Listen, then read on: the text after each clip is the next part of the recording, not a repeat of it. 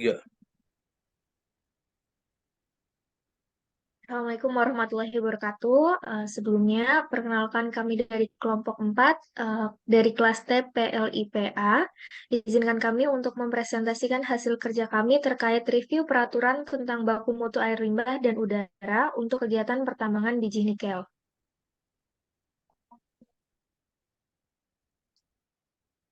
Kemudian ini ada anggota kelompok kami. Yang pertama ada Andi,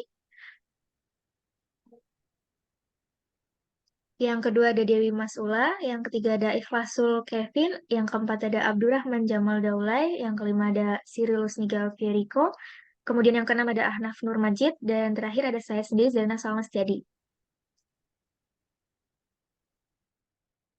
Oke, yang pertama adalah pendahuluan. Yang pertambangan ini yaitu rangkaian kegiatan dalam rangka upaya pencarian, penambangan, pengolahan, manfaatan, dan penjualan bahan galian. Kegiatan ini mulai dari eksplorasi sampai eksploitasi dan manfaat, mempunyai dampak yang cukup besar terhadap lingkungan, dan salah satunya adalah bersifat positif, seperti terciptanya aneka ragam kebutuhan manusia yang dari sumber daya mineral dan meningkatnya pendapatan negara. Akan tetapi kegiatan ini juga bisa menimbulkan dampak negatif bagi lingkungan, seperti mengubah bentang alam dan membuat lubang bukaan sehingga country rock dan tanah penutup tersingkap ke permukaan bumi, yang nanti menyebabkan perubahan secara fisik dan kimia ketika bercampur dengan udara pada atmosfer terbuka. Selain itu, air limbah yang dihasilkan juga bisa mengakibatkan pencemaran air.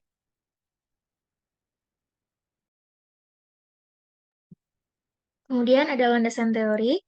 Nikel merupakan salah satu unsur logam yang penggunanya telah dikenal dalam industri. Logam ini banyak digunakan karena memiliki ketahanan yang baik terhadap korosi, mudah dibentuk tetapi tetap kuat, serta katalisator dan konduktor yang baik. Sekitar 60% sumber nikel yang ada di dunia tersedia dalam wujud nikel oksida atau yang biasa disebut nikel laterit. Sedangkan 40% sisanya berbentuk endapan sulfida. Secara umum, biji laterit diklasifikasikan menjadi dua jenis, yakni limonit dan saprolit. Biji saprolit memiliki kadar nikel sebesar 1,5-3% dan biji limonit sebesar 1-1,5%. Kemudian pengolahan biji nikel berkadar tinggi diproses melalui proses temperatur tinggi atau pirometalurgi. Sedangkan ekstraksi nikel dari biji nikel laterit berkadar rendah umumnya dilakukan dengan cara hidrometalurgi. Karena bila diolah dengan proses pirometalurgi, dinilai tidak ekonomis dan nikel yang dihasilkan memiliki grade yang rendah.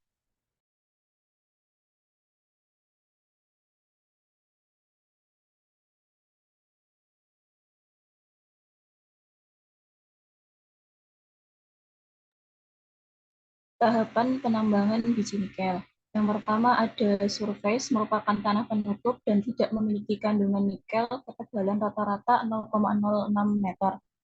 Yang kedua ada solid horizon, merupakan zona laterit dengan kadar besi yang tinggi, lebih dari 50%. Kandungan nikel dari 0,4% sampai 0,8%, ketebalan rata-rata sekitar 6,36 meter. Kemudian yang ketiga ada limonit atau feralit horizon, merupakan zona laterit dengan kadar nikel dari 0,8% sampai 2% dan kandungan besi 5% sampai 50%. Ketebalan rata-rata 12,21 meter. Yang keempat ada saprolit horizon, merupakan zona laterit dengan kadar nikel lebih dari 2% dan kandungan besi 10% sampai 25% dengan ketebalan rata-rata 2,2 meter. Yang terakhir ada unweathered ultramafic, merupakan batuan dasar yang belum mengalami pelapukan. Baik, selanjutnya ada baku mutu. Sesuai dengan Peraturan Menteri Negara Lingkungan Hidup Nomor 09 Tahun 2006 yang menyatakan peraturan yang mengatur tentang baku mutu air limbah bagi usaha dan atau kegiatan industri. Peraturan ini menetapkan standar kualitas air limbah yang harus dipatuhi oleh industri untuk memastikan bahwa limbah yang dihasilkan tidak akan mencemari lingkungan secara berlebihan. Baku mutu nikel yang ada dalam Peraturan Menteri Negara Lingkungan Hidup Nomor 9 Tahun 2006 memiliki tujuan untuk mengatur konsentrasi maksimum dari logam nikel dalam air limbah industri. Fungsi baku mutu ini adalah untuk melindungi lingkungan hidup dari dampak negatif yang disebabkan oleh limbah industri yang mengandung nikel. Berikut adalah tabel baku mutu limbah nikel sesuai dengan permen LH yang menggunakan parameter pH, TSS, Cu, CD, Zn, Pb, Ni, Cr6+, Cr total, Fe, dan Co dengan metode analisisnya. Berikut adalah pengolahan limbah biji nikel yang kami dapatkan.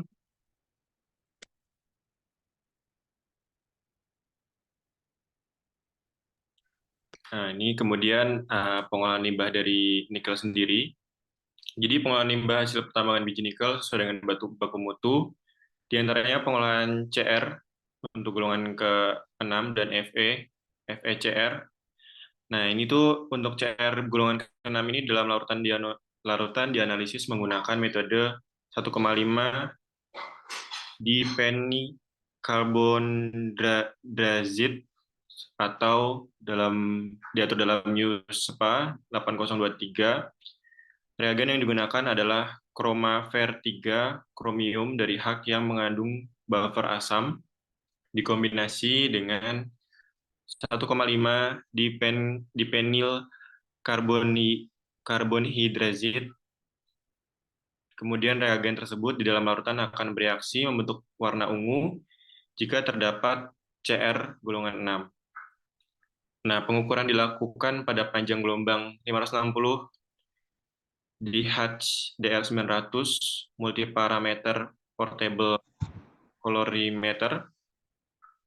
Sementara Fe golongan kedua dalam larutan dianalisis dengan metode 1,10 penantrolin dan indikator 1,10 penantrolin di dalam reagen ferrous iron dari Hatch akan bereaksi dengan ion ferro atau Fe dalam larutan sampel membentuk warna oranye yang proporsinya sesuai dengan konsentrasi Fe. Pengukuran dilakukan pada panjang gelombang 520 nanomikron pada alat Hatch DR900 multiparameter portable colorimeter.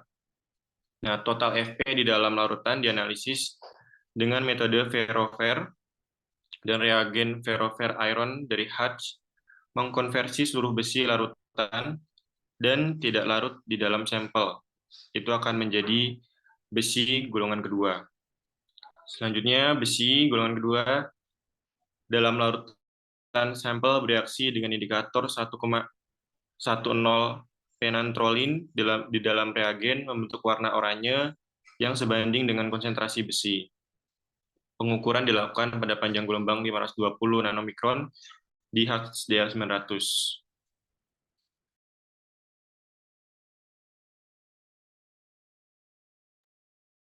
Yang selanjutnya adalah kesimpulan. Yang pertama, kegiatan penambangan biji nikel dapat menghasilkan limbah yang dapat mendegradasi lingkungan yang terdampak, maka dari itu diperlukan pengolahan limbah. Yang kedua, peraturan pembuangan dan pengelolaan limbah biji nikel tertuang dalam Peraturan Menteri Negara Lingkungan Hidup Nomor 9 Tahun 2006. Yang ketiga, rekomendasi pengolahan limbah yang disarankan adalah dengan melakukan pemantauan terhadap reagen Chromafer 3 chromium dari Hatch yang mengandung buffer asam yang sudah ditambahkan pada limbah. Berikut adalah daftar pustaka yang kami lampirkan dalam PPT kami.